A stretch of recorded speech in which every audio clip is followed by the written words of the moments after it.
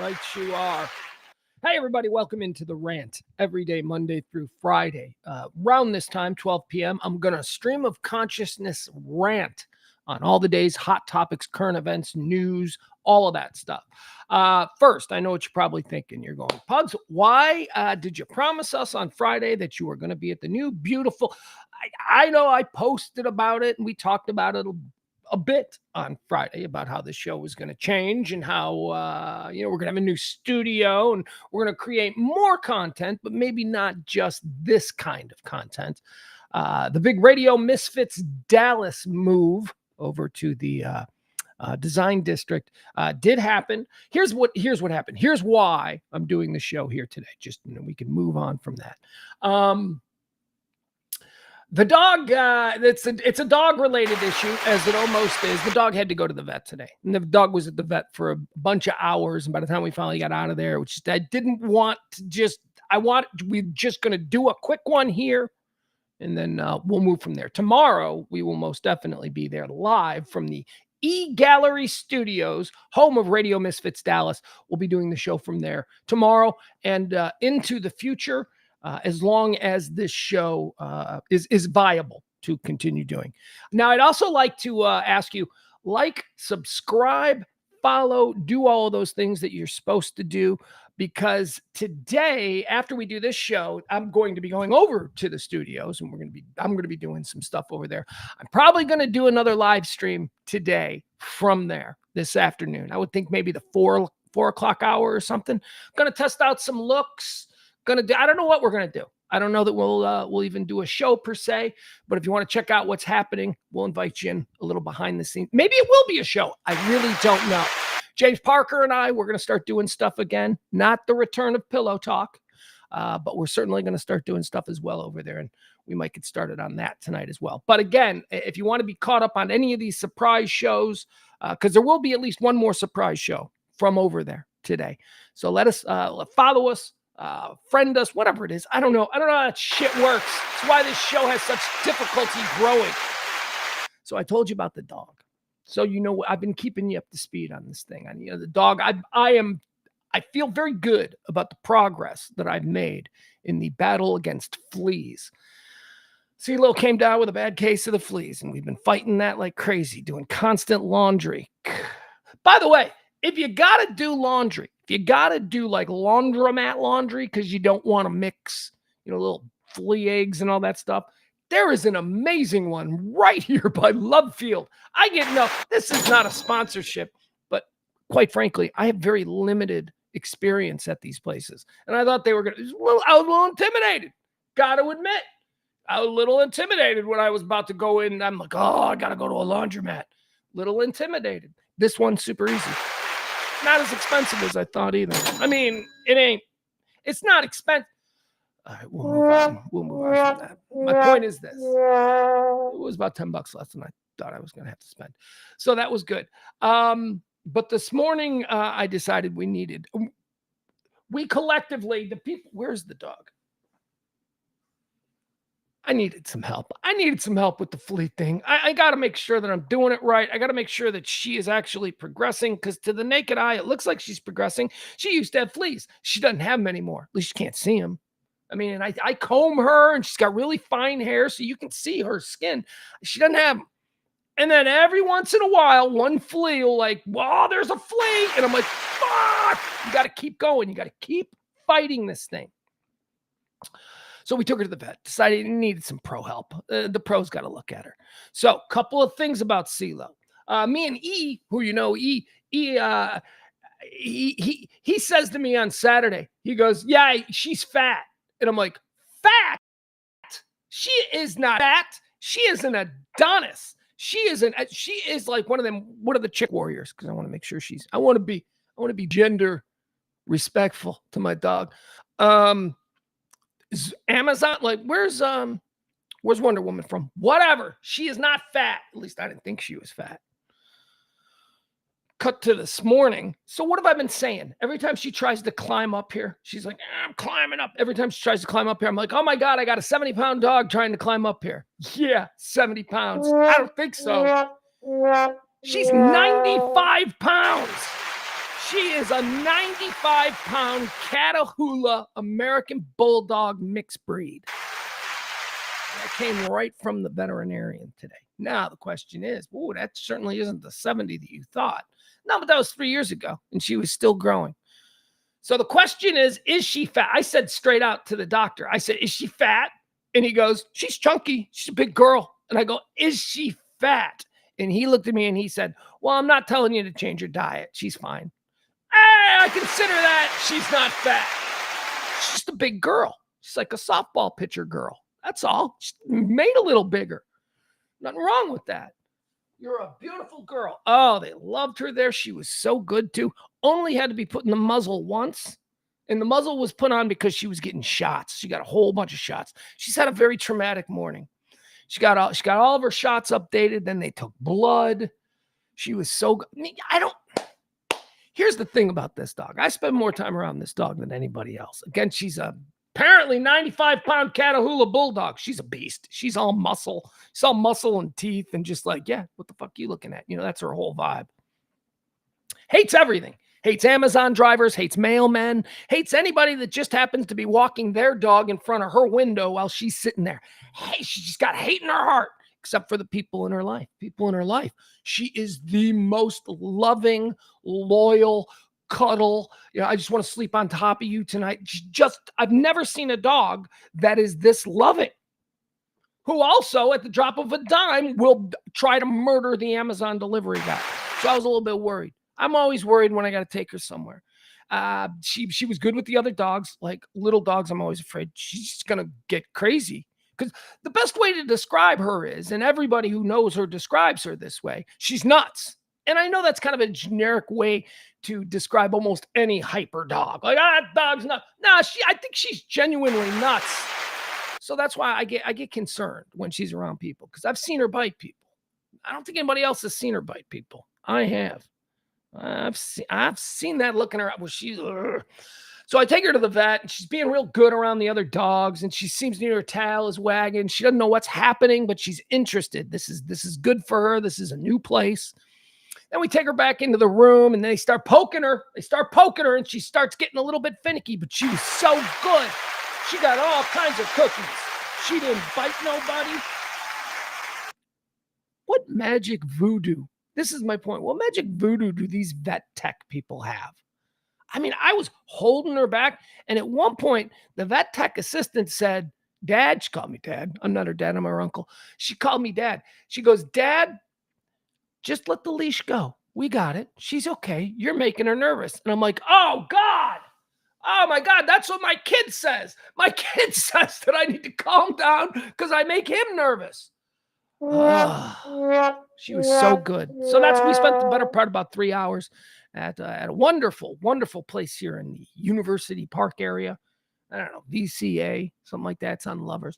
Very, very nice people. They were good. They handled her like, God, what voodoo magic do these people have where, I wouldn't let anybody else just kind of, can I pet your dog?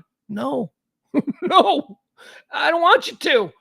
You know why I don't want you to? Not that I really care that she bites you. You look kind of like a D-bag anyway. But no, here's the thing. After she bites you, she has to go through all kinds of shit. She's going to get that. The city's going to take her. She's going to spend some cold nights in the thing, and she's just, so I'd rather spare her that, knowing that there's a good chance she's going to bite your ass. She's going to bite your ass. April says you are at least a bonus dad by now. Yeah, no, I mean, I'm primary. I think I'm primary just because I'm around her much, but that's going to change. And, she's going to have to assimilate to, I don't want to talk about it. Doctor said, he's like, I don't see any fleas here. What have you been treating her with? I told him I've been spraying her every day. And he's like, oh, I bet she doesn't like that. I go, she hates it. She hates it. I spray her like 3 times a day. She doesn't trust me anymore. I got a spray bottle, and it's this horrible flea spray that she's just got to be coated on just in case any fleas decide, I like this dog. They're going to land, and they're going to go, oh, this is awful. It's got to get that. So I've been doing it 3 times a day. She hates it. She feels betrayed. I have to hide the bottle because if she sees the bottle or if she even sees me moving in the direction of the bottle, she runs to another room. That's how scared she is of the flea spray, but it's working. All right, that's it. That was my weekend. Okay, so you might be wondering, hey, Pugs, I thought you always talk about how you do breaking news and you're going to jump in and you're going to cover this and that and the other thing if they happen. And where were you on Saturday? I know. Oh, I was so upset. But man, so on Saturday when the whole Trump assassination thing went down, and oh boy, we're going to get into that. Don't you worry. We'll get into that. When that whole thing went down, I was like, oh, I need to jump on. We need to watch this unfold live. But unfortunately, I was at a painting party. I was not home and I was not able to jump on. And I really wanted to, and I followed it as best I could. And in the early moments, after receiving the alert from the Butler County Sheriff's Department, that's how I find out these things. I'm on some, I signed up for the alerts on the police scanner service that I subscribe to. So I get those alerts. So whenever like, something is being, anyway, that's how I found out. And then I started following it on Twitter and couldn't follow it on local radio. There was no local radio covering it until 7 o'clock, 6 o'clock, maybe. I don't know. And this all CNN, I think, started reporting it around 5 o'clock. And I don't know what it was. Anyway, the timing was weird. So I wasn't able to go live, and that sucks. I was so mad, but I was having such a good time. I went to a painting party, because I'm over at the e-gallery now. That's kind of going to have to be my full-time job. I'm going to have to work up some business for the gallery over there. So I'm looking into the idea of throwing these painting parties, but different. I want to be different. It's got to be something fun. We're working on some ideas. So I went to some other painting parties, some competition, if you will. I watched what was going on. And guess what? I had a good time. I went by myself, made new friends. And I painted. And I also learned something about myself that was quite interesting. I suck at painting. I should not be painting. Should not be doing that. Anyway, that was Saturday. That was the whole weekend. April said, did they not recommend a flea med like NexGard? Okay, so what was the eventual flea treatment? Here it was. They gave her a shot of something. All right. So, vet speak. I'm like, well, whatever. Is she going to be okay? I don't need to know. They gave her a shot of something, which they said was flea thing. They then told me to get rid of her flea collar. She doesn't need to have the flea collar now because she's taking a shot of this. And now we're going to get something in the mail every 3 months that we're going to have to, she's going to have to eat. They're like, yeah, we're going to send you a pill every 3. I'm like, what? You're going to send a pill? Why not just give me a thing and I'll have 3 pills and I'll give her 3 pills over the next 9 months. But no, it's going to come in the mail every 3 months. So that's what's happening with her flea treatment. But they said it's going well. I'm like, do I need to give her a flea bath or anything like that? He's like, no. He goes, looks like you already kind of did that. Whatever. So she's good. But I think now I'm hyper vigilant about, anything that's on her. I'm like, get off. Because, oh my God. Let's see here. Hey, everybody. Hey, Bill. Let's say hi to some of the folks in the chat room before we get started. April is here, as we said. Chuckles is hanging out. Who else do we got? We got Bill is here. Let me go up. Hold on. I need to make I have bad old Peter's here. I'm still doing that thing, though, whenever my skin tingles or whenever I get an itch, I go, oh, is that a flea? And then I like right now, that's not a flea, but it feels like a flea is on my arm. It's not. There's nothing there. Kojak is here. Look at my guy, Kojak. All right, let's get started. Here's what we're doing. As always, you can tip the show, Venmo, Cash App, help us out. We got slaughtered last month. We're on fumes, but whatever. Can't milk a dead horse. I still love that you guys show up every day for this. And I'm going to do it when I can, if I can. Today we're doing it from home. See, I do try to do it. I didn't just say, well, screw it. No. So I'm very excited about some of the new things that we're going to be doing though. There's going to be a whole bunch of new projects. Some of them will be live stream projects. Some of them other just digital or video projects, but I'll keep you up to date on all the things that I'm going to be doing at the new Radio Misfits Dallas headquarters over there in the Design District. the E-Gallery Studios. All right, let's get started. Here's today's rant. It is the 15th day of July, year of our Lord, 2024. It's the 197th day of the year. 169 more of these until the end of the year. Let's get started with the first segment. We call this Antecedently on This Day. Oh my God, there it is. I thought I lost it. Hi, Frank. Frank's here. April says, was it the painting party? She says, was it a sip and paint where they do step by step? I love those. I'm not creative enough to make something original. No, man. Here's what it was, April. Here's what it was. It was a neon painting party where you walked into a room that was all black lit and they had neon lights and you painted with neon paint and you just sat at a table and they gave you an easel and there was a blank thing and then you had brushes and you just painted for an hour and a half. There was alcohol available. If you wanted to get some, there was alcohol that you could purchase out in the lobby that, bartender had set up and all that kind of stuff. So that's fine if you want that. People were drinking. It was not a BYOB. For ours, I think we're going to do a BYOB. I think we're gonna let people bring coolers and me, I like it a little bit more working class. I don't need the fancy bartender. Are you supposed to tip this guy? How much? Is it more or less than in a bar? I don't know. Questions. So I don't know. We're working on it, but it was fun. It was a lot of fun. I sat at a table with a couple, a guy and a girl. They were there on a date, and then on the other side was a bunch of girls. It was 3 girls who were there with another girl's birthday party. They were the overflow from the girl's birthday party table. And there's no instruction, none whatsoever. I'd never done it before. I just followed and did what other people did. And I just started making, you should see what I made. I'll show you, you know what I'll do? I'll show you what I made maybe later on the live stream. It'll be great. And then we'll compare it to maybe some of the actual beautiful works of art that are displayed there at the E-Gallery.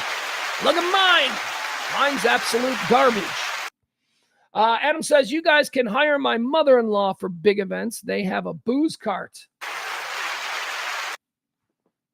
Yeah, I don't think we have a liquor license, though, to actually...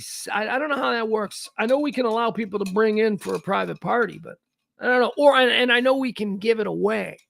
Like, if we're doing like, I don't know, whatever. I just don't know that we can set up and sell alcohol. I think that's a no-no. See, these are all the things that I'm learning. All right, let's get started with Antecedently on This Day. A quick rundown of all the events that have helped shape our understanding of this day in the past. Antecedently on this day in 1799, the Rosetta Stone is found in the Egyptian village of Rosetta by French captain Pierre-François Bouchard. This was during Napoleon, when Napoleon was going around and raping all the, sites of antiquity that he was conquering. The Rosetta Stone, here's what it was. Here's why it's so important. The Rosetta Stone is in 3 parts. It's a stone with a whole bunch of stuff written on it, right? The first part of the Rosetta Stone is all hieroglyphics, ancient Egyptian hieroglyphics.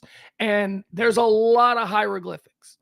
The second part is the exact same thing. So whatever it was that was written in hieroglyphics, the second part of it underneath that is the exact same thing written in ancient Greek.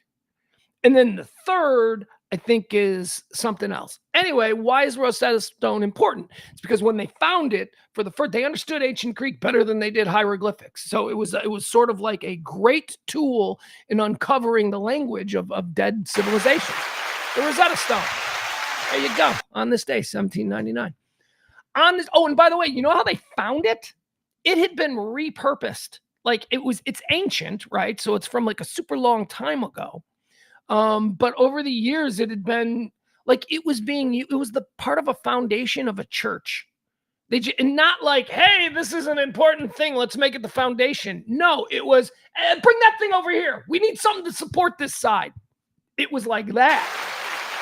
Like how many other things have been, repurposed as, I don't know. Anyway, the Rosetta Stone on this day in 1799, it's discovered by Napoleon while his horde of French warriors were raping and pillaging all over. On this day, antecedently, let's go to 2006. Let's move forward. We're shortening these segments, these top segments. They're taking too long. I'm only doing shit that I think is. On this day in 2006, Twitter was launched. Twitter. Happy birthday. Not going to say it. I'm not going to call it X. It's Twitter. Forever Twitter, baby. I cannot wait for the next person to come in and buy that place and change the name back to Twitter. Antecedently on this day, it was on this day in 2012 where you probably heard the song Gangnam Style for the first time. South Korean rapper Psy releases his hit single Gangnam Style. I don't even remember that. Do you? I mean, I remember this. I remember this. Is he the reason we got South Korean boy bands now? Is he the reason why my TikTok is just completely filled with South Korean cheerleaders? Why? How? I guess is the question. Not why. I'll say, how did the South Koreans become ground zero for modern culture? They are driving the ship, whether it's Academy Award-winning films like Parasite from a couple of years ago, or boy bands absolutely dominating the concert touring and album sales. It's just very weird. It's very odd. What? I mean, I'm not going, goddamn South Koreans and their influence. I don't care. Whatever. Girls are cute and the guys seem all right. They seem nice. There's never been like I have not yet seen a South Korean personality be like, the fuck asshole. Like, I haven't seen one dickhead. They all seem like feminine soft boys to me. So who the fuck's afraid of that? Right? So whatever. Anyway, South Korea, Psy, on this day, he released Gangnam Style, took the world by storm. I think he was the first. Right? He was the first because it was a gimmick. The whole idea that us here in America were like, oh, look how funny they are in South Korea. That's like part of the reason that he took off, I think. It was a curiosity that he was from South Korea. It ain't a curiosity anymore when the song you're listening to is being sung by somebody from South Korea, is my point. Congratulations to him. All right, let's do birthdays. They say it's their birthday. This is the second segment that we do. People celebrating a birth on this day. I don't know. Like I say, I don't call around to the county offices and double check. I don't know their moms. I haven't spoken to any. This is just what's published as their birthdays. Born on this day in 1946, Linda Ronstadt. Terrible thing to say about Linda Ronstadt, but is she dead? She dead? I don't like I thought she was sick. I thought she was sick. I thought she was sick for a whole bunch of years. Here's what I'll say about Linda Ronstadt. You know what? This is an interesting thing because it makes you actually think about the word choice that I'm making. I'm making a very specific word choice, and I want you to think about what that means. Is Linda Ronstadt the cutest rock star of all time? I think she is. I think she is the cutest rock star of all time. Oh, she's not even that hot. Shut up, dude. I didn't say hottest. I said cutest, you jerk. Yeah, I know. The dog just gave out a big sigh. I know. Those kinds of people, right? I think Linda Ronstadt is the cutest rock star of all time. There's just, go back and look some pictures of her when she was like 20. She's just adorable. She's like a little sister. Anyway, moving on. Happy birthday, Linda Ronstadt. Born on this day in 1946. Born on this day in 1948, Artemis Pyle. Rock and roll drummer extraordinaire. Skinnered, man. Skinnered. Also, here's what I like about Artemis Pyle. Artemis Pyle, if you like It's Always Sunny in Philadelphia, the character of Artemis, who is one of my favorite characters, Artemis. There was like backstory, something about she likes to tell people that she's named for the god of whatever, Artemis, but really she's named Artemis because they think her mom got knocked up by Artemis Pyle backstage at a Lynyrd Skynyrd show, which is probably more like it. Artemis Pyle. She's still alive. American rock drummer and songwriter, most famous as the drummer for Lynyrd Skynyrd. Couple of different occasions, like back when they were original lineup, I think. And then he left for a bunch of years, and then he came back in the 90s. Born on this day, 1948, Artemis Pyle. Born on this day in 1951, how about Jesse the Body Ventura, former American wrestler, politician, 38th governor of the great state of Minnesota. Whatever. He's a wrestler guy. He's one of them. He's one of them dudes that, with all due respect, when When he got elected governor of Minnesota, I was like, Minnesota. I thought better of Minnesotans. I really did. It's like, I thought, really? I didn't think there was a chance. I thought you people seemed like serious people. You elected Jesse the Body Ventura to take, I don't know. I don't even know if he went well. I don't know. I just know he's a weirdo. Anyway, weirdos. People are attracted to weirdos.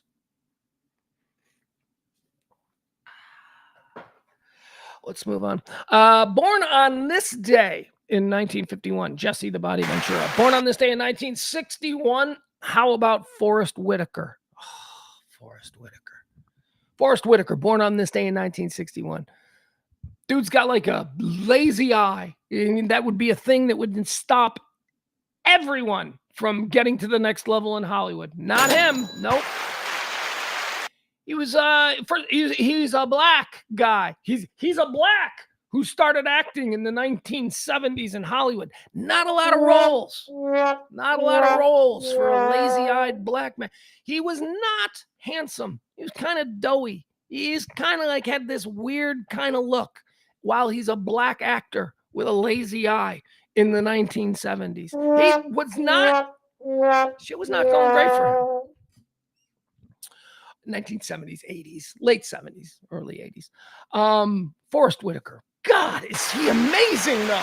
Despite all of those things, Forrest Whitaker has gone on to be one of the great actors of his generation. So in honor of this being Forrest Whitaker's birthday, we're doing a Forrest Whitaker draft. Now, this is a film draft of Forrest Whitaker. We're going to treat it the way the NFL drafts players. The first one mentioned is the first overall pick. And we're going to do 5 rounds. So we'll do 1, 2, 3, 4, and 5. We're choosing from Forrest Whitaker's extensive film collection. Now, he's also done incredible TV. And before we get into this, let me just say that if there was a Forrest Whitaker greatest performances draft, okay, these would absolutely be in the top 5. His portrayal of Bumpy Johnson on the Epix television series Godfather of Harlem should have him winning awards every year. But because nobody pays attention to Epix and almost nobody has ever seen Godfather of Harlem, he toils in pretty much obscurity, doing masterful shit as the real-life Harlem gangster Bumpy Johnson. Also, The Shield. About 15 years ago, he played a character on one season of The Shield, Lieutenant Kavanaugh. Lieutenant Kavanaugh was a obsessed, almost psychotic internal affairs investigator for the Los Angeles Police Department, and he was willing to cross any line. Forrest Whitaker, amazing in both of those. But we're doing movies. Here we go. First pick off the board. Forrest Whitaker draft. These are films that Forrest Whitaker has blown me away in. First one, the one he won his Oscar for, The Last King of Scotland, portraying a deranged Idi Amin at the end of his reign. Number 2 in the Forrest Whitaker draft, Fast Times at Ridgemont High. Jefferson. He played Jefferson, the football star. Remember? Spicoli and Jefferson's little brother screwed up Jefferson's car. They got it all busted. Spicoli, they had a car wreck. The car's totaled. Spicoli looks at the wreckage and goes, "My dad's got an awesome set of tools. I can fix it." No, you can't. And Jefferson's coming for you. Boy, oh boy. Jefferson from Fast Times at Ridgemont High. Here comes Jefferson. Yeah, I hear they only fly him in for games. Like kids didn't know he actually went to their high school. I thought they just flew him in for games. Number 2 in the Forrest Whitaker draft, Jefferson from Fast Times at Ridgemont High. Number 3, how about Private First Class Glick, who was assigned to Robin Williams, Adrian Cronauer in Good Morning Vietnam. Oh, was he terrific in Good Morning Vietnam? Forrest Whitaker draft. Number 4 in the Forrest Whitaker draft, Ghost Dog, Way of the Samurai. Don't know if you ever saw that movie. Think you need to be high. It's a good movie. It's a cool movie. Ghost Dog, Way of the Samurai. Forrest Whitaker plays a dude in South Central LA who's kind of living a life of poverty. You know, he's in it. He's in the hood, right? But he lives his life like a samurai. And such a That's number 4 in the Forrest Whitaker draft. Number 5, we're going to go with The Butler, where he starred as Cecil Gaines, the longtime White House butler, and it shows his life over all the administrations that he had to be a masterful role. That concludes our Forrest Whitaker draft. Forrest Whitaker, I love him. Born on this day in 1961. Born on this day in 1973. How about Brian Austin Green? Brian Austin Green, wasn't he David Silver from 90210? Why did I just say Fast and the Furious? From 90210? Yeah, that's what he was. He was David Silver. He hadn't been famous in like 25 years, maybe. Let's say 20. Yeah, at least let's give him to 2000. So let's say 25 years. He ain't been famous in 25 years. And then like 15 years ago, he how did he get Megan Fox? Right? That was weird. Like Megan Fox was like suddenly the hottest rising star in Hollywood. Hottest, but I mean bankable. Like there was a period of time where they're like, let's make her a star. Turned out she couldn't act, and her beauty fades. Although she still looks pretty good, but she didn't become the big star. But anyway, there was a point where she was a big star, and I'm like, why is she with David Silver from 90210? Anyway, didn't last. They were together for a while, but she left him for a real star, Machine Gun Kelly. And now suddenly she became relevant again because she got sucked into that David Silver, Brian Austin Green, obscurity for a couple of years after her Transformers stuff. Jennifer's Body, right? Wasn't that movie panned? And then she's just like, my movie career sucks and I'm going home to David Silver. She got out of that mess. Hooked up with Machine Gun Kelly. And anyway, happy birthday, Brian Austin Green. That's terrible of me. He's probably going through some shit. He had a good friend of his died over the weekend, and we'll talk about that coming up in the Hot Topics. That's going to do it for birthdays. Let's go to Dead People, folks. The Dead People segment. This is where we take a look at people. We open up their life's resume. We decide if they are in heaven or hell. We overturn rocks. I don't care what their public reputation is. Let's see what people said about it. Let's see what we know posthumously about these people. Only got 2 today, so let's go through them quickly. Dead on this day in 1997, Gianni Versace. Gianni Versace shot outside of his Miami South Beach mansion.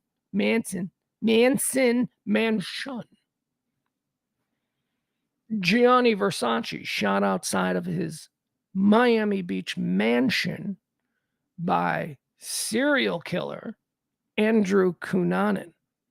Whoo! Oh, stupid cable. Look at that. Picture went out again. Smart TVs. They're the future. Yeah, if you just got to reboot them, refresh them every couple of minutes. Man, I was into that Andrew Cunanan story. And I'll tell you why, because I was working in Chicago radio at the time. And if you remember, the guy who shot Gianni Versace, that's how he's going to be historically remembered. But he was killing people across the country. He had been on like a cross-country, multi-city murder spree for like 6 weeks or a couple weeks or whatever it was.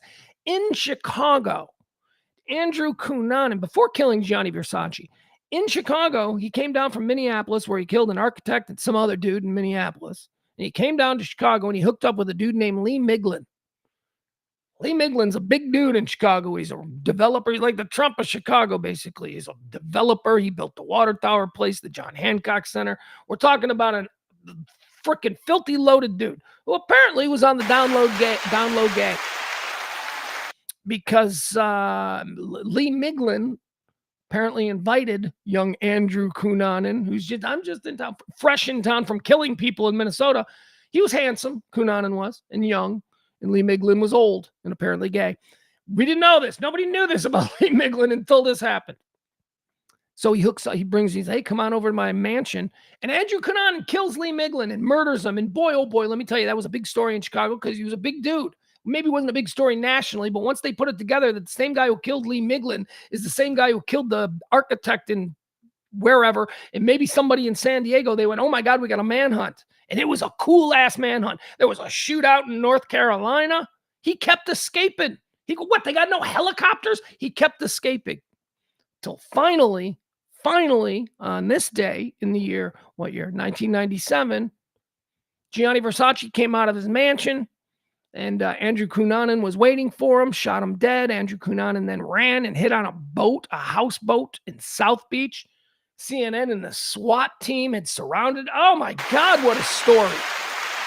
Gianni Versace was a super rich fashion guy. I bet he was a complete stroke. So I'm putting him in hell. Put him in hell. No, I bet Gianni Versace was nice. Like if you just ran into him and he didn't know you and you said, "Hi, my name's Tim." And he would say, "Hi, no, he wouldn't. He was probably a dick. He was like a fashion, you know what I mean? He's probably a dick. I'm putting him in hell.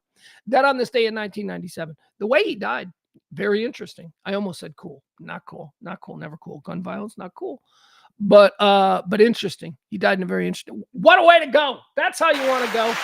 You want to go spectacularly, not asleep peacefully in your bed.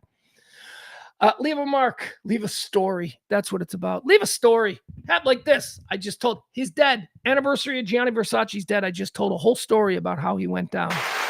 That's a success. Still going to hell, though. Don't get it twisted. Dead on this day in 2017, Martin Landau, American film and television actor.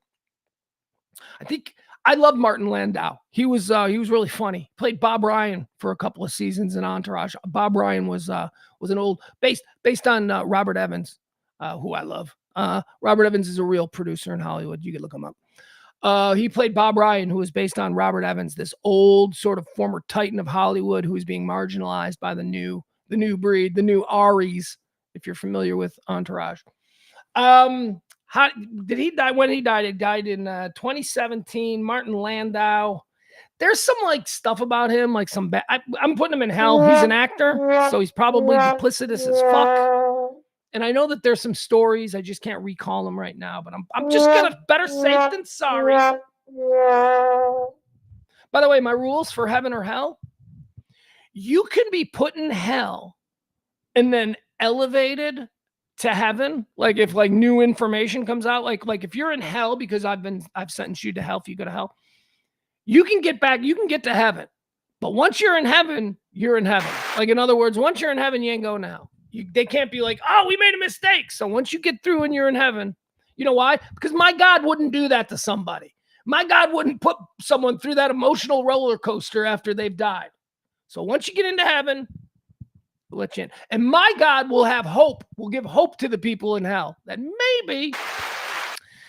Anyway, that's what I think about when I close my eyes at night. Let's move on to the hot topics and current events and all the things that are happening in the world today. And geez, I wish there was, I wish it wasn't the dog days of summer. I wish, actually, I'm kidding. I'm being silly. Crazy ass news day. So let's get started. Okay. First and foremost, because I don't know how much time we're going to spend on this. Down there in Miami or South Florida or whatever, Judge Eileen Cannon has dismissed those document charges against Donald Trump. A huge victory. The Mar-a-Lago documents case over. Judge Eileen Cannon issued a 93-page ruling on that this morning. Now, I have not read it, nor do I plan on it, but, apparently that one's over. Why? Why is it over? Let me see. What is the main reason why it's over? Huge victory for Trump. Florida judge dismissed. And if we're being fair, but what do you mean huge victory? I know he doesn't get many victories, but when it rains, it pours. More of that coming up. He doesn't get many court victories. He really doesn't. And just look at his conviction rate. He does not. This is very good. This is very good for him. So this is gone. Now there's still like the Georgia thing, which that one seems to be in trouble too. The Georgian election conspiracy case, and then I think there's also a federal one in Washington D.C. We'll see. Anyway, huge deal. Florida judge dismisses the Trump classified documents case. Judge Eileen Cannon handed down her decision on Monday in a big win for the former president. There he goes. Now, folks, look, now I know that you guys are, I don't do politics on this show because I hate politics, because I think anybody who's into politics is fucking shitty person. Like, just stop it, okay? Stop breaking us all down into a color or, a right or a left. Stop it, man. We're all just people. Sometimes we disagree on shit. Sometimes we don't. I think both of our choices. I'm with the 63% of Americans who were polled last week who said that both of our presidential candidates are an embarrassment to this country and neither of them are worthy of the office. That's my opinion. So it's going to seem like there's a whole lot of political talk here at the beginning, and that's just happenstance. And it's also just me being completely objective. I think I've demonstrated over the past 3 years of doing this every day that I am pretty objective and I am pretty much in the middle. My liberal friends in this chat room, they think I'm a conservative fascist fool, and my conservative fascist fool friends think I'm a libtard. So in the coverage that I'm going to be providing here in the next few minutes about the subjects that we're going to get into, I hope you see that I'm being objective. I'm just saying what I see to be my truth. My truth. All right. So anyway, this whole case here down in Florida, massive, massive victory for Trump. Good day for Trump in that regard. You don't have to worry about this. There's still other things out there you got to worry about. But okay, so now I want to do something here with the chat room. I want you people in the chat room to just ask me questions about it. I want you people in the chat room to just say, hey, what do you think of this? What do you think of that? What do you think of this? Because I've been seeing a lot of your Twitters. You got a lot of things to say, some of you. So share them in the chat room and I can react to them. Saturday, huh? How about that? Whoa, my God, that's life comes at you fast, right? I was getting ready. I'm on my way. I'm heading out to a painting party, going to have a wonderful time. And all of a sudden CNN, or not CNN, my phone, broop, broop, and I see this thing. I'm like, what? Shots fired at Trump rally. Holy crap. Didn't really think anything of it. I'm like, okay, shots rally. Okay, this is outside. This is the media trying to get us excited. I'm like, okay, shots fired at Trump rally. Here's what that means. A block away outside the entrance, somebody shot a gun. Right? And then the headline is shots fired at Trump. And then you read it and you're like, oh, fuck these people. But they got our clicks and they got our attention. And we saw their pop up and we saw whatever. So they win. They win. That's not what it was. It was actually, and there was video fairly quickly. I gotta tell you, I don't care who you are. I don't care who you think you are. You can't help these things. These things happen. You are going to remember where you fucking were when you saw that video of him and his stupid hair all crazy and blood streaming down his face and him going, fight. That picture. Holy crap. I laughed. I saw it and I started laughing. I was on the phone with E. I started laughing and I'm like, oh my God, it's over. America is over. Make him the king. Let's try it. Why not? Let's try it. I mean, obviously I'm being facetious, but why the fuck are we even having the election? Holy shit. Joe Biden has a cough and we're all, and again, seriously, this is just me being objective on what I saw Saturday. Joe Biden has a cough and we're all like, is he going to drop dead right here? Trump takes a bullet to the head, bounces up, goes, fight. And it's like, oh no. All right, now let me talk from the side of a liberal who hates Trump, right? Like I hate Trump, but I don't hate Trump as a liberal. I hate Trump as a moderate middle dweller, a moderate centrist. But if you hate Trump and you're a liberal,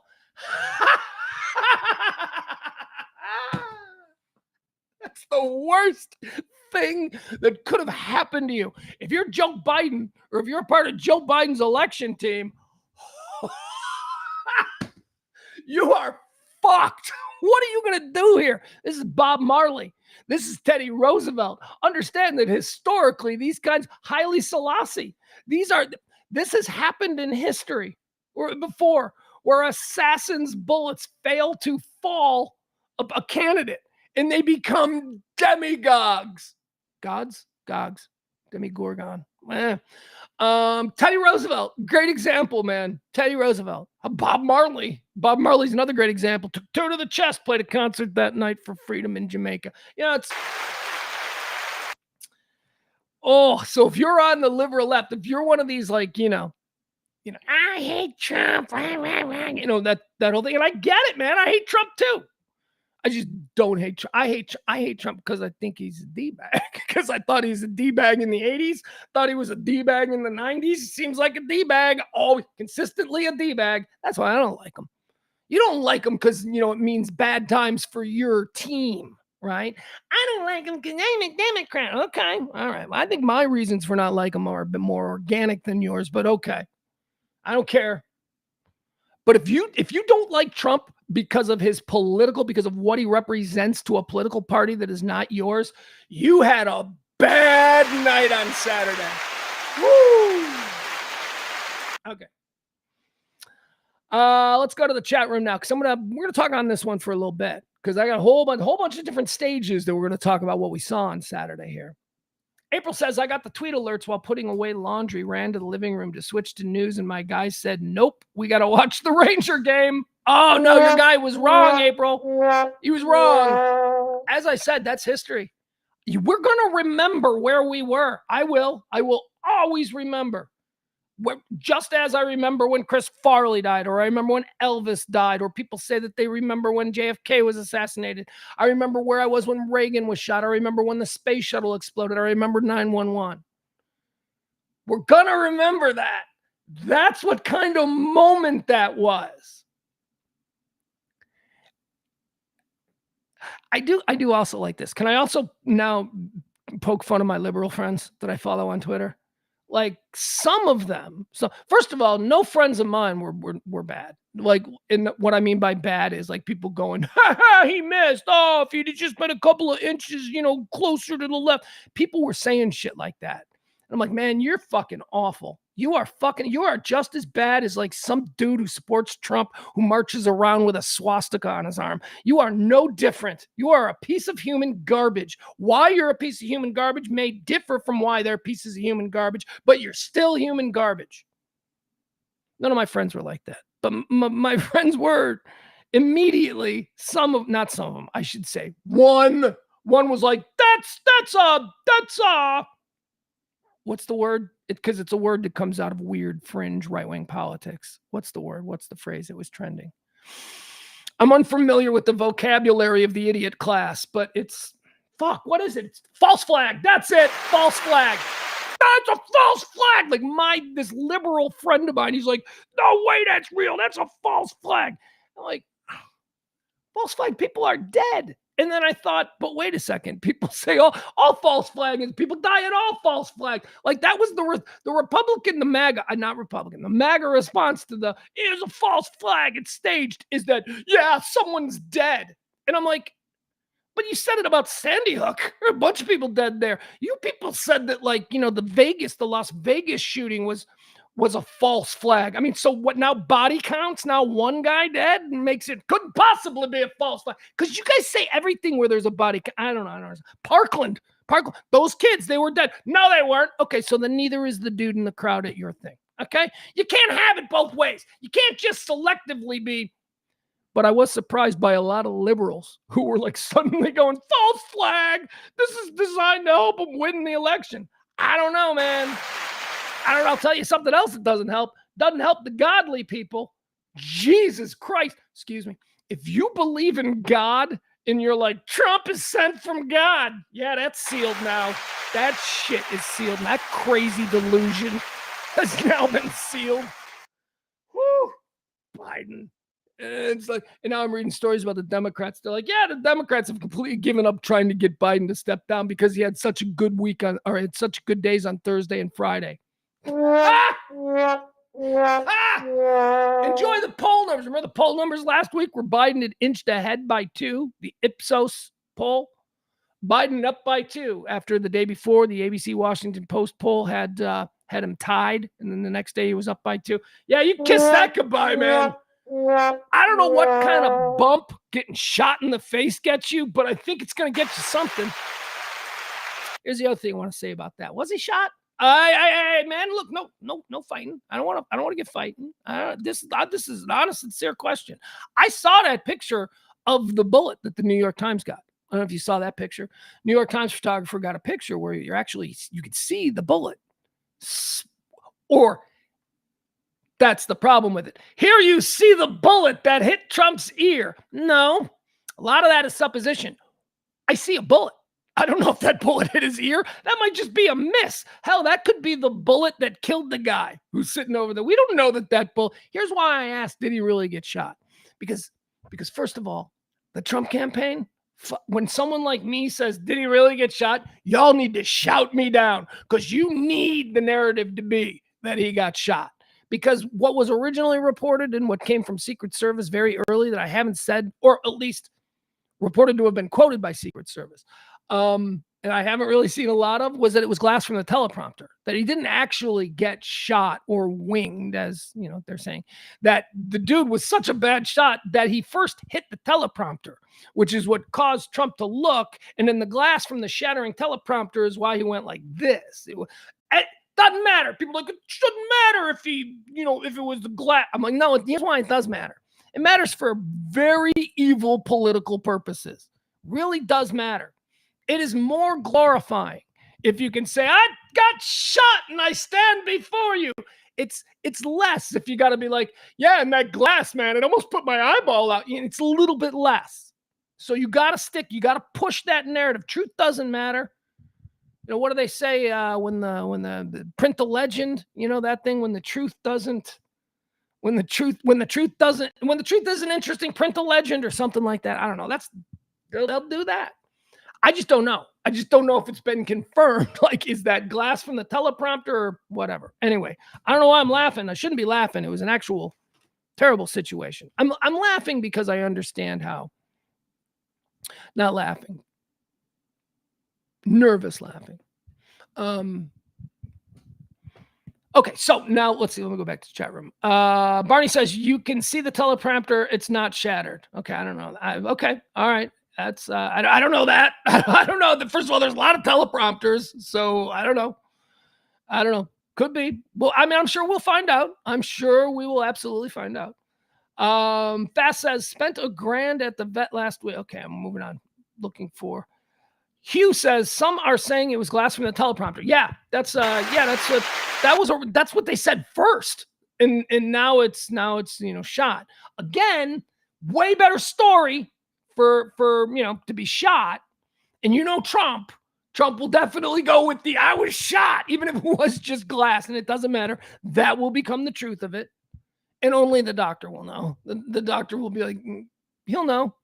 Maybe the Secret Service will know. I don't know. Let's see what else do we have here? Sorry, I got to move the chat so that I can read it. I didn't have the chat. All right, so what else do I want to talk about this? So the shooter. All right, let's talk about the shooter. So the shooter, Matthew something, who cares? Whatever. Loser. Shooter. Loser. Let's talk about him. Apparently he's oh God, what a mess he was. You get a look at him, see his picture. I'm not gonna waste my time showing his picture. Again, I don't, give a shit about these people. But he was total dork, total like weirdo. Apparently he was a super gun enthusiast. Like his dad's a big gun guy, and they're big fans of shooting and hunting and going out there, and he's very, very into gun culture and the whole thing. They said that his uniform was, he wore like hunting gear all the time. And okay, all right, he's good. One story says he went out for his school's rifle team, which that's got to be rural America, right? Because I didn't have a rifle team in my school. They did everything they could to keep guns away from my school. They're on the south side of Chicago. We weren't having a rifle team. So this kid went out for his rifle team, and apparently he was just terrible. Like he was like the worst freaking shot, which would explain it. All right, so now what's the delicate thing, right? Look, why did he do it? Well, here's why he did it, because he's fucking nuts, okay? The kid obviously had a problem. Now, was this brought on by a lifetime of being bullied, which apparently is the case? Hey, all I know is they talked to a whole bunch of people he went to school with. Every single one of them said the same thing. Yeah, that dude got the shit kicked out of him. That dude was bullied, like ate lunch alone for 4 years. Apparently, he was like that kid in the school. So it's a little nuts. That's going to do something to you, who you think you are, your superego, your place in the environment you exist in. What does that do to you? So he's a nutbag. Used his dad's gun, and he was a terrible shot. Boy, I'll tell you, you come from the king, you best not miss. He learned that the hard way because that Secret Service dude, I'll tell you, Secret Service is taking a lot of shit. It was pretty cool to see. You've seen the angle where the Secret Service sniper on the roof like spots him and immediately does like, he looks up to spot him with the eye and then boom, and then pops him. Now, if this idiot kid was a better shot, Trump would be dead. It was a very easy shot, I guess. I don't know much about it, but other snipers are like, how'd he miss? How did he miss? Bad sniper. That's why they went and talked to the school rifle coach who was like, yeah, he's terrible. He's not good. He doesn't know how to. What is that about too? How can you be that bad? Like if you grow up around the culture and I'm guessing you're shooting all the time, right? How can you be that bad? Anyway, his head got blown off almost immediately. Weirdo kid. Question becomes, how do you get up there? I know. It doesn't seem like I was looking at the Google Maps of this area. How did he get up there? How did he get up there?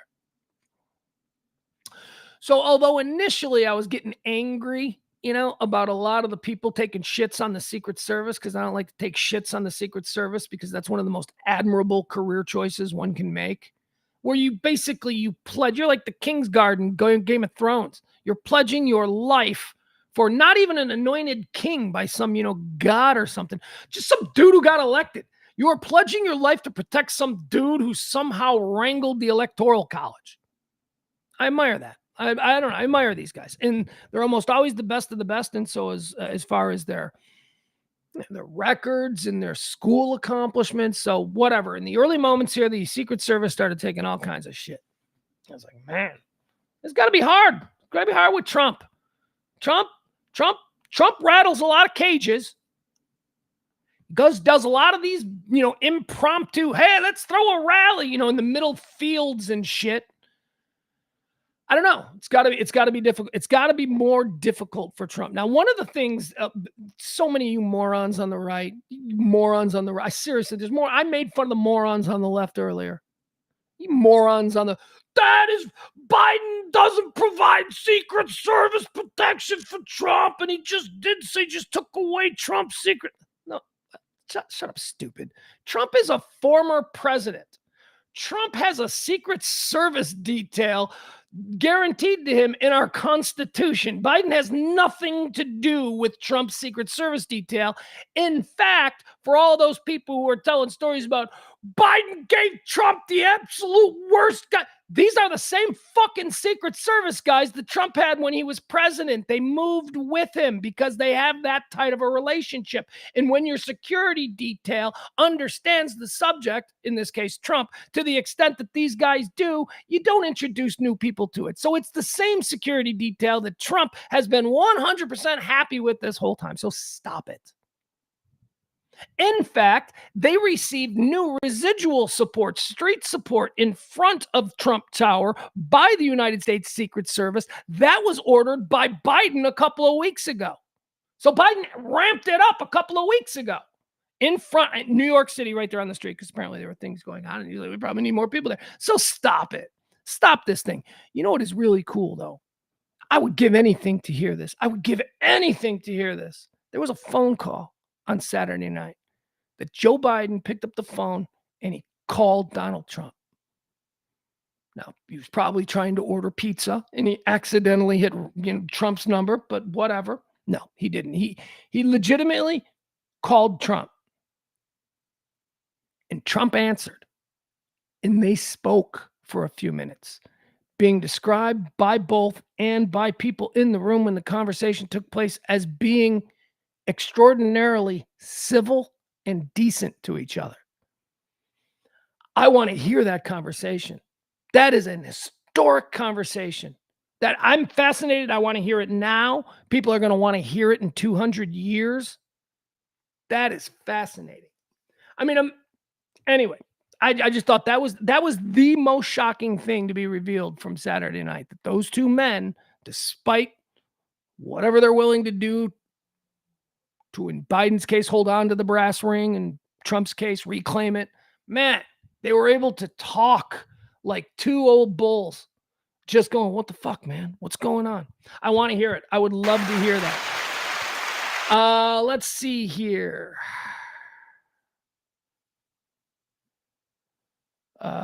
Again, Jeff says the Secret Service for candidates and former presidents are the B and C squad of the SS. You're wrong. Trump has the exact same bodyguards and Secret Service protection that he had when he was in the White House. That is common for a Secret Service detail guarding a president to move with them into, unless you're promoted out of it, unless you're promoted to a different thing. So there, and my God, man, see, this is what I mean about people shit talking the Secret Service. The B and C squad, fuck you, Jeff. These motherfuckers are more accomplished than you, me, and everybody in this chat room. The B and C squad, you're suggesting that these people who, again, they pledge in defense of the United States of America and the Constitution that we all rest everything on. These are fucking people who pledge their lives to a dude who wrangles the Electoral College. These people deserve our respect, not our derision with C and D level. Come on, man. That's not cool. Fuck. Now I come from Orland Park, Illinois, where Tim McCarthy, the guy who took the bullet for Ronald Reagan, became my police chief my whole life growing up. So just don't shit on the C, B, and C. Yeah, because those are the ones who are fucking morons. Those are the ones who got GEDs and went to junior college and have absolutely no idea how to use a gun. Stop it. And again, they're misinformation. Where did you hear that? Where did you hear that they... Because the Secret Service guys move on with the president. Not always, actually, but in the past few times it has. Like Obama's guys are the same guys.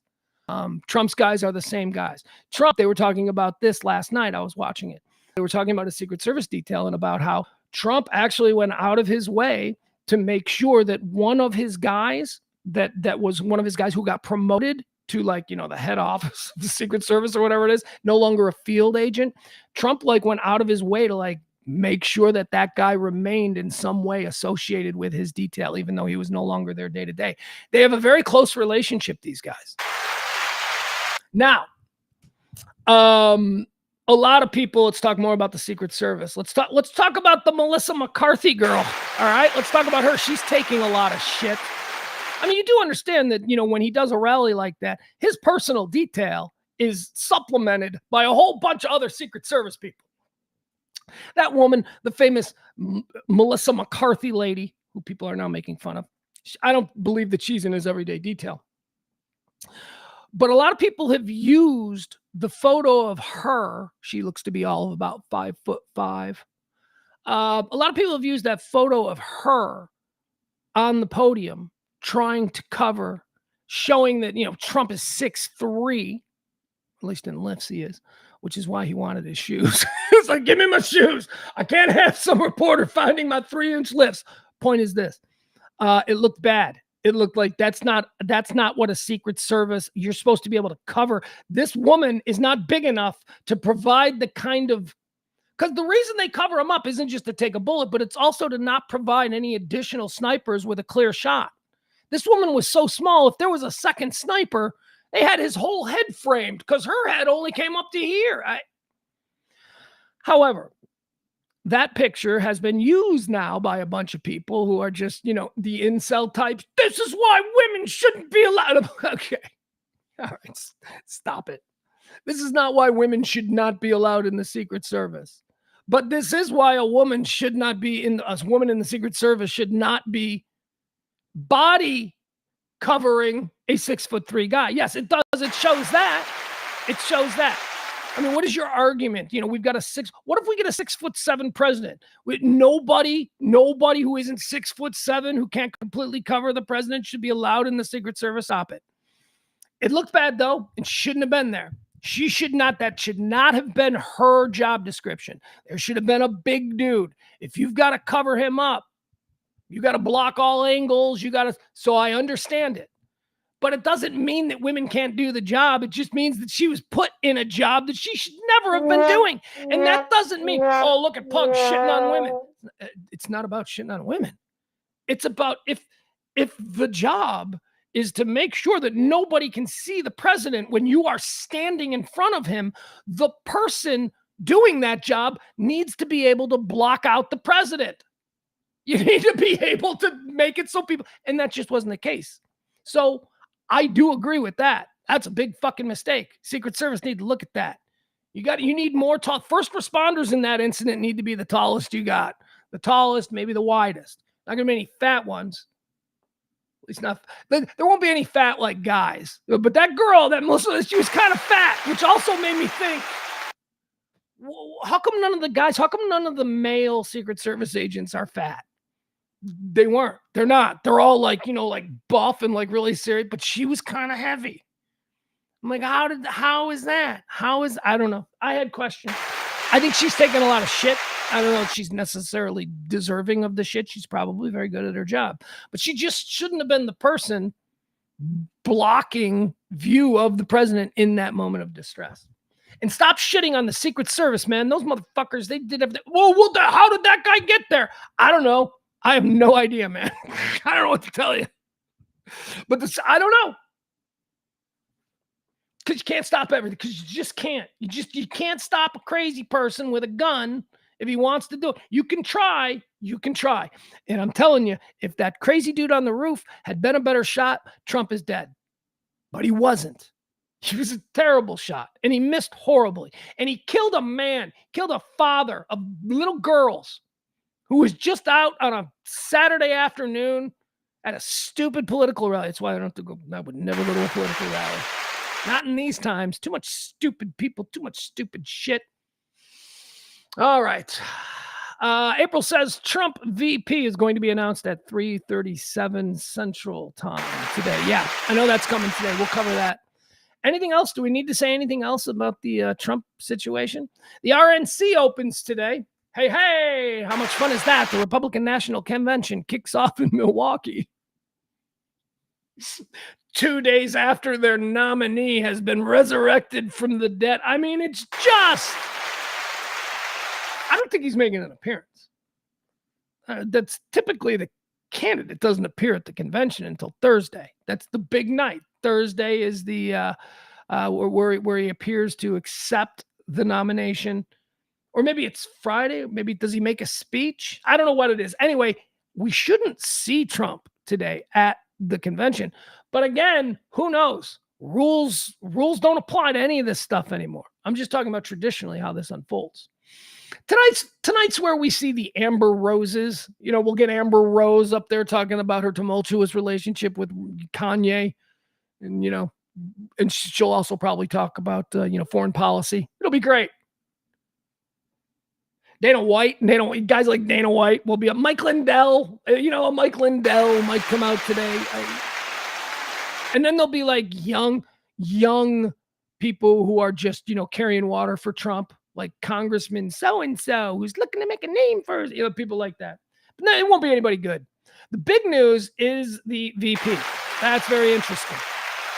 Could we maybe hear from the VP today? Well, I'm certain that we will in either a press conference or something, but I don't know that it'll be.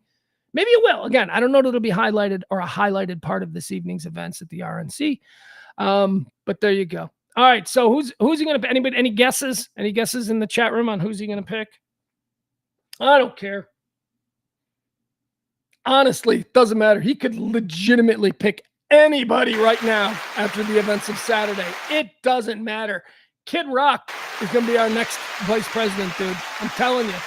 He's going to name, he's in Milwaukee. Who's in Milwaukee? Is there any like big famous Milwaukee Trump supporter? I don't know, whatever. Dude's liable to name Paul Molitor as his vice president.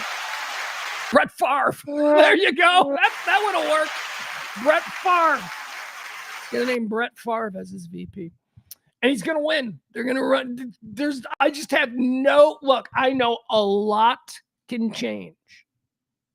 Oh, and there is so much that can go wrong for both sides between now and, but holy shit, right now, midweek of the center of July with the election in right now, it looks like it is going to be a rout.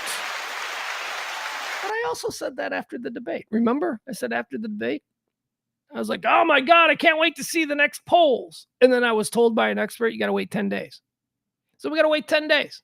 So by Wednesday, it'll be a week. So coming up on Wednesday of this week, we'll just have to wait one more week and then see where we are to see how the assassination attempt has actually affected the polls, because they're going to be crazy for the next couple of polls are going to be crazy, but in 10 days, that's where they're going to settle. So that's what we're looking for.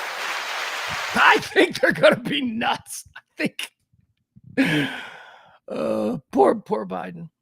Poor Biden. He thought he did so good with his big boy press conference where he didn't have a poopy in his pants or anything like that. And then Trump gets shot in the fucking face and rises up like, right. I'm like, wee! Oh, man. Make him king. Build the statue. Torch the Constitution. Of course, I'm kidding. But anyway, I can understand how, some of the lesser brains might think that. But it's all just fucking crazy. Everything's breaking for him. Everything is, that's all I'd say. Everything, life is about a series of events that are either misfortune or luck. And everything is breaking for him in the last couple of weeks, it seems. And it's still a tie. We'll see. Like I said, in 10 days, we'll check back and see where it is, but we'll see. All right, RNC, who cares? Alec Baldwin, he made big news on Friday, April, the wonderful April, who we appreciate so much. April, she broke this early in the show. I didn't have time to really look at it, but the Alec Baldwin situation, they let him go. And the armorer, I don't know what the latest is on that, but the armorer might be let go too. The armorer was convicted. See, this is what lawyers get. This is about spending on expensive lawyers. So the armorer, Hannah Gutierrez Reed, she went in front of this New Mexico courtroom, and she was charged with essentially the same sort of things that Baldwin was, and she had her cousin Tony, whose brother's an attorney. She had him, and she got sentenced to 18 months. 18 months in prison. She's serving that right now. She's like, all right, I'm 24. Let's get this over with. So she's serving that now. Alec Baldwin being charged with has the big Hollywood legal firm of whatever.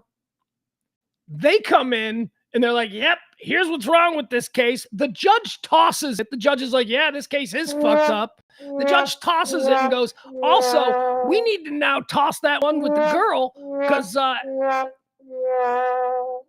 so that's what's happening. The Hannah Gutierrez has not been released, but they say that they expect her to. What does this mean for Alec Baldwin? It means he's done. It means he can't be tried again.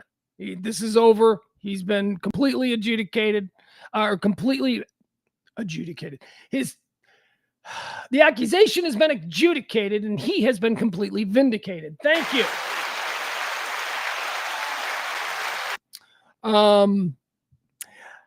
Why? Because they should have never brought this case in. I'm sorry. They shouldn't have brought this case in the first place. They brought it because this is Alec Baldwin. And don't you want to run for state Senate? Don't you want to run for Congress? You local prosecutor, don't you want, this will get your name in the newspaper. People will pay attention to you. This is it. And after the Baldwin trial, then you run for Congress. That's why this case was brought. And it was brought by a bunch of shady prosecutors there in New Mexico. And the judge is like, they withheld evidence. They withheld discovery of evidence that they introduced in court that the defense had never even had a chance to see, which you can't do. Then they learned that there was, well, here, I'll read it to you. In a dramatic turn of events, Alec Baldwin's involuntary manslaughter trial for the fatal 2022 shooting of Rust cinematographer Helena Hutchins was dismissed Friday over critical evidence that a New Mexico judge ruled had been concealed. The state has repeatedly made representations to the defense. That's the state, the prosecutors. We're going to get you, Alec Baldwin. The state has repeatedly made representations to Baldwin and to the court that they were compliant with all their discovery obligations. But they weren't. New Mexico Judge Mary Marlowe Summers said in her ruling from the bench just now, despite their repeated representations, they have, anyway, he's free. He's gone. I don't know if you've seen the video of him crying. I would too. I'd be like, yeah, let's get this over with. And his hot wife, who's like 30 years younger than him or something, she's sitting behind him. She's looking all hot in court. Let's see here. What else do we have? All right, here's a story. Here's a story that's this is kind of the light story of the day. This is like the lightest story that we have of the day, of all of these things. And it concerns a family whose car slid off a cliff in Yellowstone and into an acid geyser. And it gets worse. They didn't die. They were just covered in acid for like, oh, but they're alive. All right, let me read you this story. Park crash. 5 people were rushed to the hospital after a car they were riding in went off a road and into an inactive acidic geyser. Officials said that the people involved in the accident were spotted Thursday morning driving near the semi-centennial geyser thermopool before the vehicle fell into the water. Oh, what does that mean? Is that like acid? Like, remember that Mr. Show? Remember Mr. Show? Bob Odenkirk and David Cross? They did a sketch where like there was a rock band, a metal band, and they were going to visit a fan who had, been horribly disfigured in an acid incident. And, they thought it was because of the lyrics to the song or whatever. And they go and visit, and it's David and his body's. Anyway, it's gross. Mr. Show, just go to YouTube, Mr. Show, acid burn or whatever, something like that. You'll find it. Just I gave you enough. You should be able to find it. The car was submerged in 9 feet of water. Yellowstone National Park officials said that the group managed to escape 105-degree Fahrenheit acidic water. All right, so it's not acid. It's acidic water. The passengers were taken to an area hospital for treatment of non-life-threatening injuries. Never mind. This isn't at all what I thought. I thought they were like all... Thought it was worse. All right. How about this story here? Big football players getting in trouble. Jordan Addison got busted over the weekend in Hollywood. Jordan Addison, of course, one of the league's fine young wide receiver, plays in the shadow of the much more highly touted Justin Jefferson in Minnesota. But Jordan Addison was quite good there at USC. He lives, I guess, out there in Hollywood. He was driving his Rolls Royce and apparently fell asleep behind the wheel at the airport. I don't know if he was dropping somebody off or whatever, but the cops were like, he's probably drunk. And they tested him, and guess what? He was drunk. Jordan Addison, NFL wide receiver, has been arrested in Los Angeles on DUI. Now, why is that a big deal? This happens all the time. That's why it's a big deal. The NFL in the past couple of months have said that they are really serious now about automobile-related incidents, not just, because of, I totally forgot that dude's name, the dude for the Kansas City Chiefs. I used to, Rice, that's it, Rashee Rice. Since the Rashee Rice thing, and there've been a whole bunch of other ones, just not a good look. Not a good look. Jordan Addison, drunk driving, falling asleep right there at he caused a backup is the problem. He didn't even fall asleep in a lane where you could pull over at he literally fell asleep on the road. People were backed up and they're like, get out of the way. And he's just, there you go. Jordan Addison. All right, guys, what we're going to do here now, and I'm going to run through these. Some of them I'm going to spend more time talking about. But what the hell happened this weekend? My God, you guys, the absolute... I posted as a joke early on Saturday afternoon. I posted something like Shelley Duvall and Dr. Ruth both die, or whatever, something like that. Gen X 1980s celebrities are having a bad run. Because remember, Shelley Duvall died. We talked about her last Friday. So we had Shelley Duvall, we had Dr. Ruth, who died early Saturday. Then a couple hours later, it was announced that Richard Simmons, another 80s Gen X guy. I'm like, what? Dr. Ruth and Richard Simmons on the same day? Oh my God.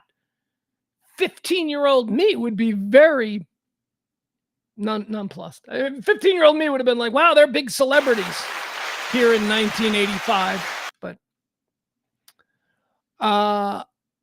then Shannen Doherty. On Sunday. So you got Shelley Duvall, 80s. If you're a Gen X kid, she's olive oil. She's from The Shining. She was ubiquitous. And then you got Dr. Ruth. Dr. Ruth, who taught us about sex. We were, when Dr. Ruth first came on, and everybody was like, she's going to ruin the teenage. We were the teenagers that they were talking about. We were the ones who learned about sex. What is normal? What isn't normal? Is that okay? Do I need to go to the emergency room? That was Dr. Ruth. We learned that from her. She was important. Shelley Duvall, Dr. Ruth. Then Richard Simmons. He was everywhere if you're Gen X. Throughout the 1980s and into the 90s. He was everywhere. He was on every TV show you watched. He was a great guest. They always booked him because he brought crazy energy. Then on Sunday, then we get Shannen Doherty. Are you kidding me? First of all, this is what she is to me. Always. I know she's better known for other things. She's Heather Rourke from Heathers. That's who she is. That was the best thing that Shannen Doherty ever did. Heather Rourke from the film Heathers. That film is great. But of course, she's Brenda Walsh from 90210. Of course, she's, what was her name? She's the witch from Charmed. I forgot that witch character's name. She's that. Shannen Doherty was iconic to that generation, to us, to Gen Xers. Shelley Duvall, down. Dr. Ruth, down. Richard Simmons, down. Shannen Doherty, down. And then also last night, James B. Sikking? What? James B. Sikking, the overzealous, far-right, almost fascist-like commander of the SWAT team from Hill Street Blues. You remember that dude? Dude was like a Nazi. Do you remember him? What was his name in Hill Street Blues? He was awesome. James B. Sikking. What else was he on? He was on something else too. Doogie Howser. It went right. Right? That's it. That's where most people probably know him from, Doogie Howser. I go back to Hill Street Blues because it's so great. James B. Sikking. You got Richard Simmons. You got Shelley Duvall. You got Dr. Ruth. You got Shannen Doherty. You got James B. Sikking. And guys, we're just going to wrap it up with this because this was announced this morning. Hadn't been made public, but it was announced this morning. Brian from Elf, 46-year-old. Oh God, what was his name? I just played Brian. Anyone who does an Elf imitation, one of the things that they say is, Brian, come here. Brian from Elf, 46 years old, found dead in a Chase Bank parking lot in Arizona. Recapping now. This is what Gen X's heart has taken over the past 72 hours. Shelley Duvall, Dr. Ruth, Richard Simmons, Shannen Doherty, James B. Sikking, and Brian from Elf. Oh my God. All right, so let's talk about some of these people. All right. This is a Death-a-palooza, okay? And why not? I'll tell you where they went. We'll play the heaven or hell, right? Well, who went? Which kid? He said the kid from Elf as well. Oh, yeah, there he goes. Which kid he knows? I mentioned it. I mentioned that. All right, first, let's see. Who do we want to talk about? Let's talk about Dr. Ruth first, okay? We're not going to talk about Shelley Duvall. We already memorialized her last week. Dr. Ruth. Dr. Ruth, I got to meet a couple of times. She was awesome. She is everything she was on the air or on TV and all that stuff. Was exactly like that in real life, at least in a limited way that I was exposed to her. And I was exposed to her on one occasion in a professional capacity. So it wasn't like she was out being this way to fans or admirers or whatever. No, I got to see how she is when she works. And a tremendous, lovely woman. Lovely woman. Here's some fun facts about Dr. Ruth that I learned one of the times that I met her. Dr. Ruth, although she's only about like 4'5", I mean, she's legitimately super small. She's like, I don't think she's maybe not that. It's like 4'10", maybe. I don't know. She's very, very tiny. Dr. Ruth was an elite sniper in the IDF during the Jerusalem Wars of 1947. She was a 19-year-old freedom fighter in Jerusalem. Her whole family was wiped out by the Nazis. At 16 years old, she was put on a train and sent to Switzerland, where she was basically put in charge of a bunch of other little baby Jewish kids who were. From there, she moved to the new Israel or the Palestine area or wherever it was, joined the IDF, which at the time wasn't even the IDF. It was just a militia. She joined a militia. She became an elite sniper. This is Dr. Ruth. I remember seeing something with Dr. Ruth in the 1990s. I think it was like during an appearance on one of those talk shows like Oprah or something like that, where they brought up her snipe. This is, by the way, this isn't Mr. Rogers was a sniper in Vietnam. No, he wasn't. Dr. Ruth really was a sniper in Israel back in the day. And I remember they asked her, she claimed proudly that she could assemble and reassemble a rifle blindfolded in the dark or whatever. So on one of these shows they had, and she was probably, in her 70s at this point, on one of these shows, they said, okay, we're going to see if you can do it. And she did it. Like just with like a blindfold. She just like took apart some machine gun. Dr. Ruth was actually a badass lady. Did a lot of really important things too, man. She talked about all of the shit that was never before her talked about. I mean, no, I'm not going to say that she's probably the best sex talk person of all time. She deserves credit for being the first, because we didn't talk about this shit until she came on. The only reason that we were able to have the kinds of conversations that Dr. Ruth was having, the only reason that it was accepted was because nobody wanted to fuck Dr. Ruth. I'm sorry to be so crass about it, but that is absolutely why the FCC, there was nothing salacious about the way she talked about sex. I'll give you an example. I produced a sex show in Chicago that was long running for a bunch of years. It starred Seika, who was like a big famous first generation porn star. It was called Let's Talk About Sex, Baby, right? So I was involved with that show. That show we did the exact same kind of content as Dr. Ruth. It was discussed seriously between Seika and expert guests and all that stuff. And nothing, we went out of our way to make sure that the show could never be described as either gratuitously, titillating. No, it was a sex education show that happened to have been hosted by a porn star. We still got all kinds of shit because Seika was a porn star. Because people listened and went, oh, say it slower, Seika. Nobody wanted that from Dr. Ruth. And the way she talked with her little accent, nobody wanted that from Dr. Ruth. So her information was absorbed differently, legitimately. And it made her a superstar. And like I said, I had the opportunity to meet her twice. And she was just a lovely, lovely woman. The world is lesser for not having the sweet Dr. Ruth still around, who was a badass. Don't get it twisted. Oh, because she's an elite sniper. Says she never killed anyone. Oh, by the way, also, she had half a foot. Dr. Ruth only had half a foot because she almost lost both of her feet during a combat situation where a mortar shell went off in a hole that she was in with two other people. The other two people were killed instantly. She just had such damage to her feet that they almost were going to have to amputate both. As it was, they just amputated half of her foot. She's a badass lady, Dr. Ruth. All right, now let's talk about Richard Simmons. Richard Simmons, a fitness guru. He wasn't the first, but he was certainly a big one. How did he break through? He broke through with personality.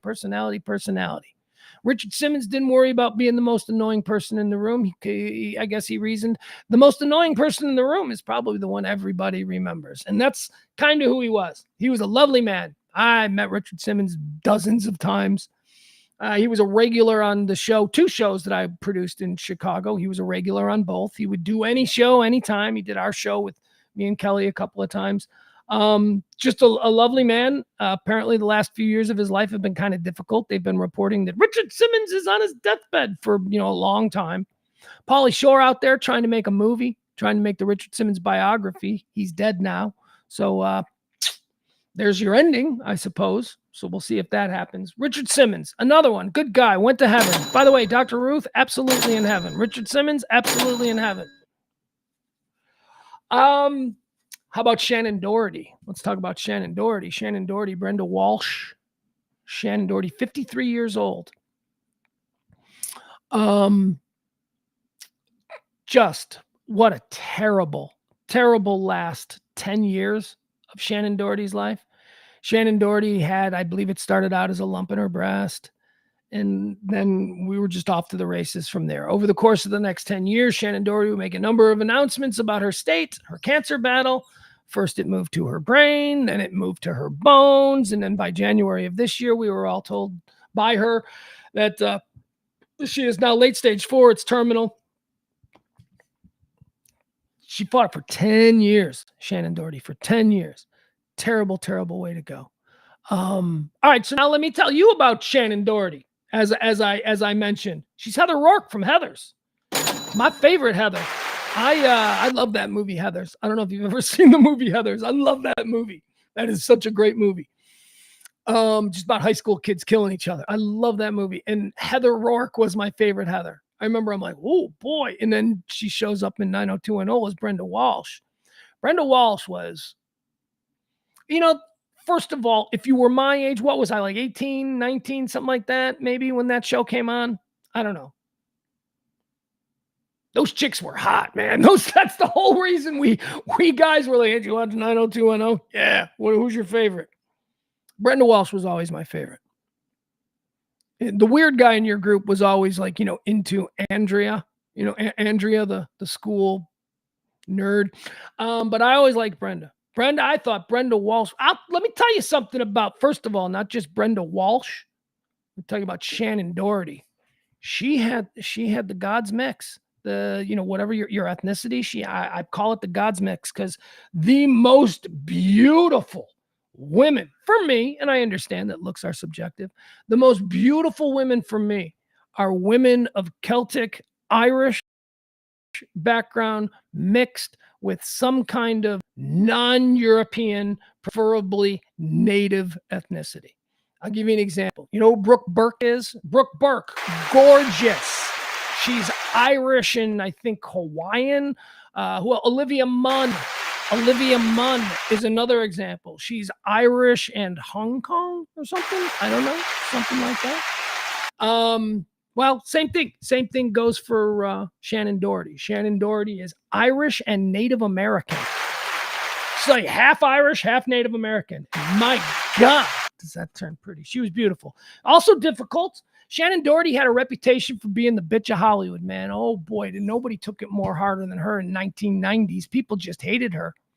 There was like, remember the I Hate Brenda movement where it was like, I never got it. I was like, Brenda Walsh is like a goody two shoes. I kind of like her. She seems, so there was that, but she was also very difficult. Her and Jenny Garth famously feuded on 90210. Then she went on to Charmed and famously feuded with Alyssa Milano, causing Brenda, I keep calling her Brenda, causing Shannen Doherty to leave Charmed after 3 seasons because she couldn't get along with Alyssa Milano.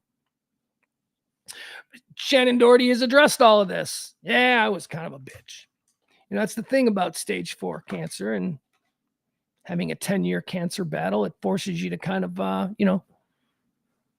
maybe change your attitude about some things. However, all of the people that she famously feuded with have, over the past few years, come back, and she's very close, or was, it should be noted, close friends with Jenny Garth.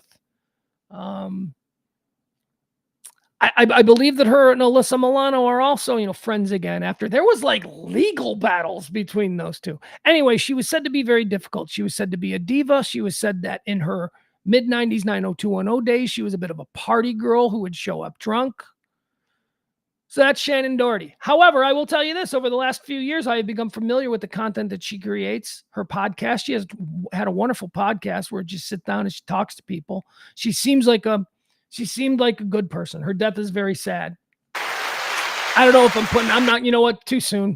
Gen X, can't do it. I'm not going to put her in heaven or hell. I know that you're supposed to be put in hell just because you're an actress, but I'm going to table it for right now. I'm going to table where I'm putting Shannen Doherty. Because the public understanding of who she was, especially in the 90s and in the 2000s, was that she was difficult, that she was bad on the set, that she was a diva, that she treated other actors. She wasn't a generous partner in scenes, all of the things that are bad about actresses. But over the course of the last 10 to 15 years of her life, she has addressed all those things and talked about them and, says she changed. I don't know. Having her hell for, I know that she went through an absolute terrible thing and she fought bravely for 10 years. So there you go. That's what I'll say about Shannen Doherty. Okay. So we've got Dr. Ruth, Shannen Doherty. We got Richard Simmons. James B. Sikking. I got nothing to say about him. He was an old man. I just was trying to round out, make it seem like but he was an 80s TV guy. Kind of like an 80s guy, James B. Sikking. All right, that's it. We are done, folks. We are done with the show. Oh, wait a second. I had the Heaven or Hell damn thing up all night. Well, that kind of made sense there. If you can't help out the show, please give us a tip, folks. The show relies on your gratuities and your kindnesses. I'm going to be getting out of here now. Again, follow, subscribe. We'll be doing something at some point will pop on. Well, I mean, God willing, if we don't have internet or we can't do it, but we do. We have internet. I'm going to be moving over to the new eGallery studio now for the rest of the workday. Probably going to do something, stream over there. We'll be doing the shows over there, the noon shows, now every day. So the shows will be done over there. What else? Trying to think. Do I need to tell anything else? Oh, yeah. James and I might do something tonight. I don't know. It depends. We'll see. Other than that, I love you guys. Appreciate you. Thank you for tuning in to the High Noon Rant every single day. We'll be back tomorrow, and you'll get to see the new studio.